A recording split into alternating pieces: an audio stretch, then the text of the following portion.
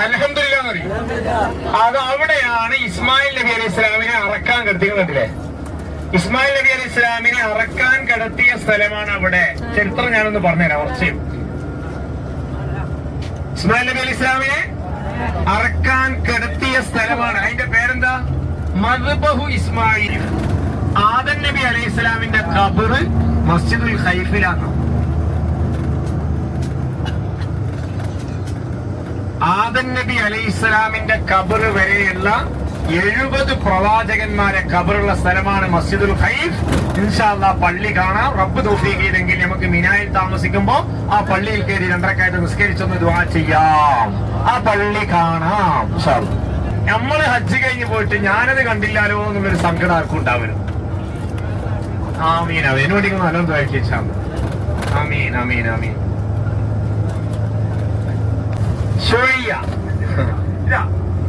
ഈ കാണുന്ന പള്ളിയാണ് മസ്ജിദുൽ ഖൈഫ്. മിനന്റെ ദിവസം മാത്രമേ അവിടെ തുറക്കുള്ളൂ. ആ പള്ളിയിലാണ് 70ഓളം പ്രവാചകന്മാരെ ഖബറുള്ളത്. കല്ലറി എന്ന സ്ഥലമാണ് നേരെ കാണുന്നില്ല, ഒരു 4 തട്ടുള്ള സ്ഥലം.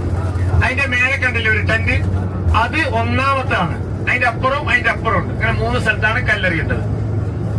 ആ പള്ളിയുടെ ഉള്ളിലാണ് ഖബറുള്ളത്. ഓരോ ഖബറിനും മാർബിൾ കൊണ്ട് അടയാളപ്പെടുത്തിയിട്ടുണ്ടെന്ന. കാർപ്പറ്റ് മേലിട്ടതുകൊണ്ട് തിരിയൂല. നിങ്ങളൊന്ന് തിരിഞ്ഞു നോക്കിയേ, എന്താ പറയാ? അൽഹംദുലില്ലാ പഠിച്ചിട്ടുണ്ട്, ഇൻഷാ അല്ലാഹ് പഠിച്ചിട്ടുണ്ട്. ഇത് കാണുമ്പോ എന്താ പറയാ? ഇത് കാണുമ്പോ എന്താ പറയാ? മാഷാ അല്ലാഹ് എന്ന് പറയും. മാഷാ അല്ലാഹ് മാഷാ അല്ലാഹ് എന്ന് പറയണം. അല്ലാണ്ട് എങ്ങനെ പറയുന്നത്? ഞാൻ ഇന്നാൾ പറഞ്ഞില്ലേ, ഒരു ഉമ്മ പറഞ്ഞിട്ട് നോക്ക് മക്കളെ പാക്കുമിന് പൊടിഞ്ഞിട്ടുണ്ട്, അങ്ങനെ പറയരുത്. കത്തും പാക്കുമില്ലേ? ഈ കാണുന്ന ഏതെങ്കിലും ടെന്റിന്റെ ഉള്ളിൽ റഹ്മാനായ റബ്ബേ, ഞങ്ങൾക്ക് ഹജ്ജായ മീനായിൽ യാത്രക്കാർ നീ തൗഫീഖ് നൽകണം റഹ്മാനേ, തൗഫീഖ് നൽകണം റഹ്മാനേ. ഒരു മുടക്കവും ഞങ്ങൾക്ക് നീ നൽകല്ലേ അല്ലാഹ്. അങ്ങനെ ചിപ്സിന്റെ കവറിന്റെ ഒച്ചയൊക്കെ നിന്ന് എനിക്ക് കുറച്ച് കാര്യങ്ങളൊന്ന് മനസ്സിലാക്കാനുണ്ട്. ഇൻഷാ അല്ലാഹ് റെഡിയല്ലേ? നമ്മളിപ്പോ കല്ലെറിയുന്ന സ്ഥലം കണ്ടു അല്ലേ? ഇസ്മായിൽ നബി അലൈഹി ഇസ്ലാമിനെ അറക്കാൻ കിടത്തിയ സ്ഥലം കണ്ടു. അതുപോലെ നമ്മൾ സഫ കണ്ടിട്ടുണ്ട്, മല. സഫയിൽ നമ്മള് മറുവ കണ്ടിട്ടുണ്ട്. സംസം കിണർ കണ്ടിട്ടില്ലെങ്കിലും കിണർ എങ്ങനെയാന്ന് ഇപ്പൊ മനസ്സിലായിട്ടുണ്ട് ഇല്ല അല്ലെ? നിങ്ങൾക്ക് മ്യൂസിയം കണ്ടാൽ മനസ്സിലാവും അതിന്റെ വട്ടമൊക്കെ. ഇതിനെ കുറിച്ചൊന്ന് ചെറിയ രീതിയിലൊന്ന് മനസ്സിലാക്കി വെക്കണമല്ലോ. നിങ്ങൾ റെഡിയാണെങ്കിൽ ഞാൻ റെഡി.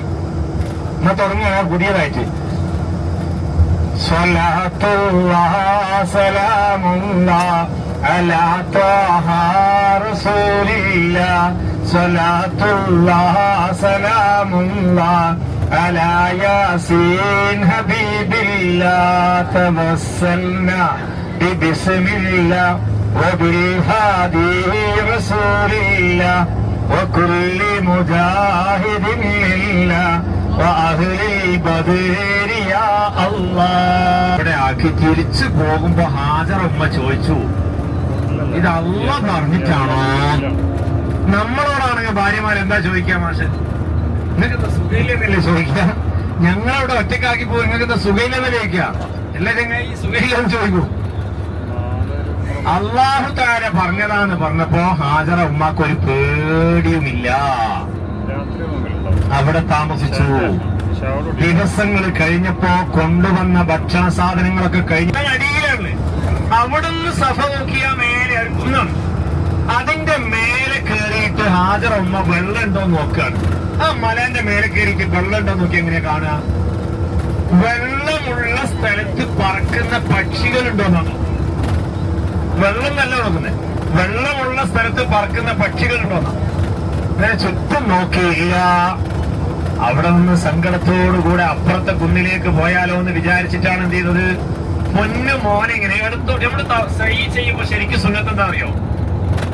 ഇങ്ങനെ നടക്കണം. നേരെ മുന്നോട്ട് നോക്കിയിട്ടല്ല നടക്കട്ടെ, ഇടത് വശത്തേക്ക് നോക്കി നടക്കണം.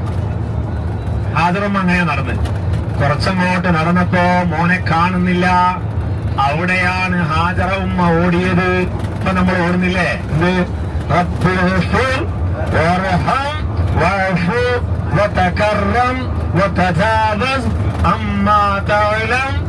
ഇന്നക തൈലം അല്ല ഇന്നക തൈലം മാലാനായലം ഇന്നക അന്തൽ അഅസ്സുൽ അക്രം. ഞാൻ ഇന്നക തൈലം ചെല്ലിയത് കുറെ ആൾക്കാർ അങ്ങനെ ചെല്ലുന്നുണ്ട്.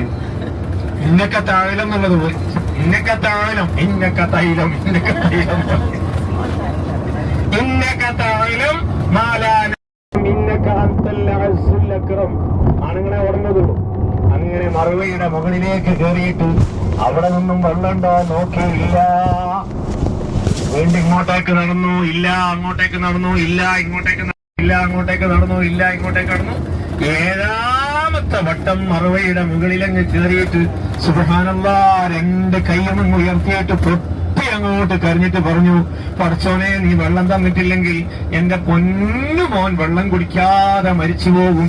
അതുകൊണ്ട് വെള്ളം തരണേ അല്ലാഹ് എന്ന് ദുആ ചെയ്തപ്പോ മഹാനായ ഇസ്മായിൽ നബി അലൈഹി സ്വലാം ദാഹിച്ചിട്ട് കാലിട്ടിങ്ങനെ അടിക്കുകയാണ്. അവിടെ ജിബ്രീൽ അലൈഹി സ്വലാം വന്ന് ചിറക് കൊണ്ട് മണ്ണ് കുറച്ചങ്ങോട്ട് നീക്കിയതാ. വെള്ളം ഇങ്ങോട്ട് വരാൻ തുടങ്ങിയില്ലേ. സുബ്ഹാനല്ലാഹ്. അപ്പോഴാണ്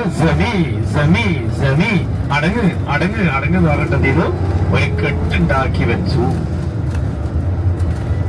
അതാണ് സംസം കണവ്. അപ്പൊ സഫ എന്താന്ന് തിരിഞ്ഞല്ലോ, മറവ് എന്താന്ന് തിരിഞ്ഞല്ലോ, സംസം കണവ് എന്താന്ന് തിരിഞ്ഞല്ലോ, ഓട്ടം എന്താന്ന് തിരിഞ്ഞല്ലോ. തിരിഞ്ഞില്ലേ? ഓന്നല്ല അൽഹംദുലില്ലാഹ്. തിരിഞ്ഞില്ലേ? ഒന്ന് അൽഹംദുലില്ലാഹ് പറയും.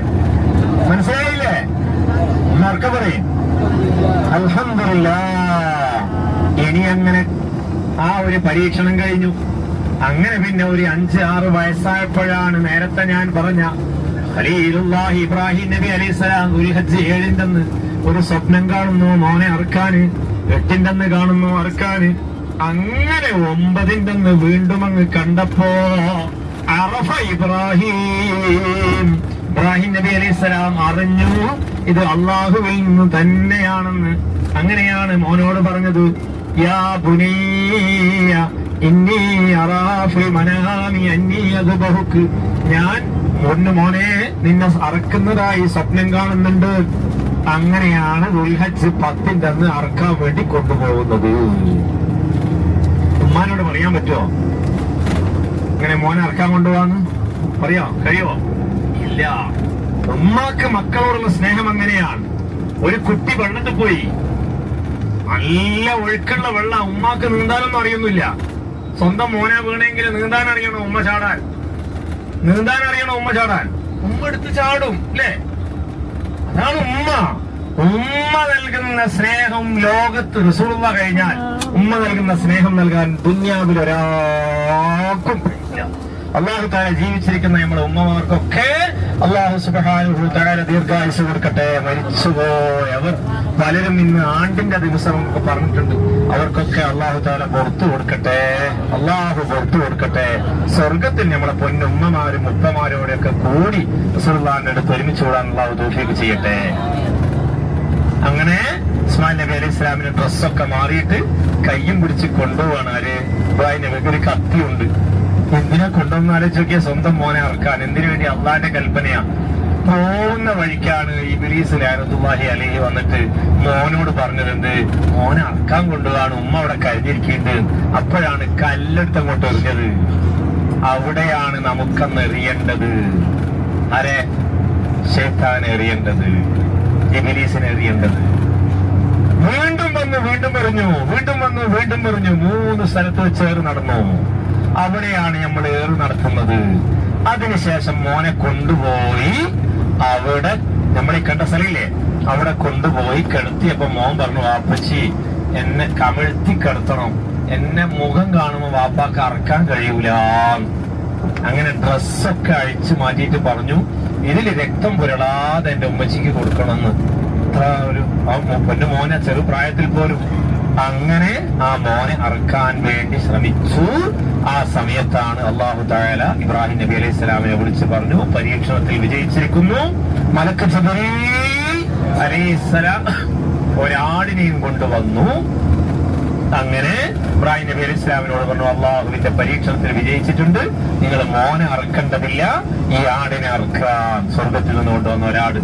അങ്ങനെ ആടിനെ അവിടെ കിടത്തി. ഇബ്രാഹിം നബി അലൈഹി സ്വലാം പൊന്നുമോനെ അറക്കാൻ വേണ്ടി കൊണ്ടുവന്ന കത്തിയെടുത്തു. കഴുത്തിൽ കത്തിയങ്ങോട്ട് വെച്ചപ്പോ ജിബ്രീൽ അലൈഹിസ്സലാം അങ്ങ് ചൊല്ലി, അല്ലാഹു അക്ബർ അല്ലാഹു അക്ബർ അല്ലാഹു അക്ബർ. സ്റ്റോപ്പ്. അവിടം വരെ ആര് ചൊല്ലിയിട്ടുള്ളൂ? ജിബ്രീൽ അലൈഹിസ്സലാം ചൊല്ലിയിട്ടുള്ളൂ. അപ്പോ ഖലീലുല്ലാഹി ഇബ്രാഹിം നബി അലൈഹിസ്സലാം ചൊല്ലി, ലാ ഇലാഹ ഇല്ലല്ലാഹു അല്ലാഹു അക്ബർ. അഫ്വാക്കി തരട്ടെ. ആ പെണ്ണ് താമസിച്ച സ്ഥലമായത് കൊണ്ടാണ് എന്ത് പറയുന്നത്? ജീറാന എന്ന് പറയുന്നത്.